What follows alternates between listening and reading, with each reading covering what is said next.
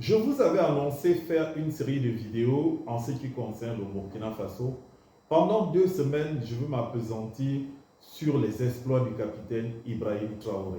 Car cet homme, depuis qu'il est venu aux commandes du Burkina Faso, nous voyons un pays qui est en train de se développer. Un pays où la politique qui est mise en place est directement connectée aux besoins réels des populations. Un pays où la politique impacte directement le vivre ensemble des Burkinabés, l'amélioration des conditions de vie des Burkinabés. Toutes les décisions que le capitaine Ibrahim Traoré prend, ce ne sont pas des décisions bling-bling. Il n'est pas là pour faire le bling-bling, il est là pour être réaliste. Aujourd'hui, le Burkina Faso a l'autosuffisance alimentaire. Aujourd'hui, le Burkina Faso investit dans les infrastructures, dans la recherche, etc. Grâce au capitaine Ibrahim Traoré, qui n'a pas de maison à l'étranger, qui n'a pas de compte à l'étranger, qui ne roule pas dans des VX ou dans des Mercedes, qui roule dans un 4x4, qui n'est pas riche et qui est venu réellement pour sauver son peuple. C'est ce genre de président que nous, les Africains, nous voulons. Des exemples, des présidents à la Kadhafi, des présidents à Lumumba, des présidents au capitaine Sankara, etc. La preuve, aujourd'hui, le FMI est venu féliciter le Burkina Faso pour ce travail important de réforme économique. Et il a fait tout ça sans s'endetter, sans le FMI, sans la Banque mondiale, sans toutes ces institutions.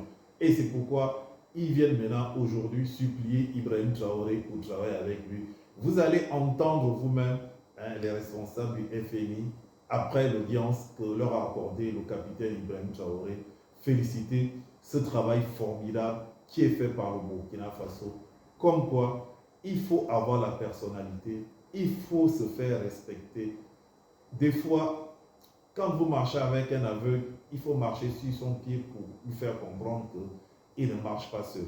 Et c'est ce que le capitaine Ibrahim Traoré a fait avec ces institutions de Bretton Woods, qui sont des institutions de manipulation, des instruments de colonisation et des instruments qui ne sont pas là pour le peuple africain, mais pour leurs intérêts à eux. Et d'ailleurs, c'est de bonne guerre. Ce n'est pas eux qui nous empêchent de nous imposer.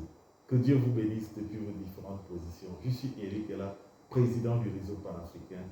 Vive l'Afrique libre, analyste en jeu. Direction tout de suite le palais présidentiel de Koulouba, où le président du Faso, chef de l'État, le capitaine Ibrahim Traoré, a accordé une audience hier mercredi à une délégation du Fonds monétaire international, la FMI. Conduite par son directeur général adjoint, les échanges ont porté sur l'économie nationale et les perspectives de coopération.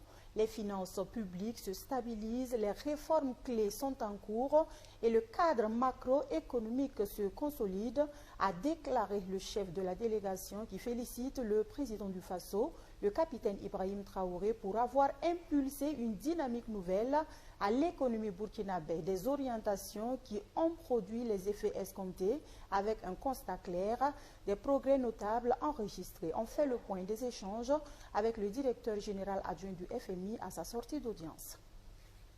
A great honor to meet with Mr. President. C'était un honneur d'être reçu par le président du Faso ce matin. L'objectif de ma visite était de connaître mieux le Burkina Faso. J'ai eu des discussions très instructives avec le président du Faso. Nous avons discuté des performances économiques du Burkina Faso et de la mise en œuvre des réformes du Burkina Faso soutenues par le Fonds monétaire international. Et ces discussions ont été très instructives, très productives. Le cadre macroéconomique du Burkina Faso est en train d'être stabilisé, de très bonnes réformes sont en train d'être mises en œuvre. Nous nous sommes convenus que la coopération entre le Fonds monétaire international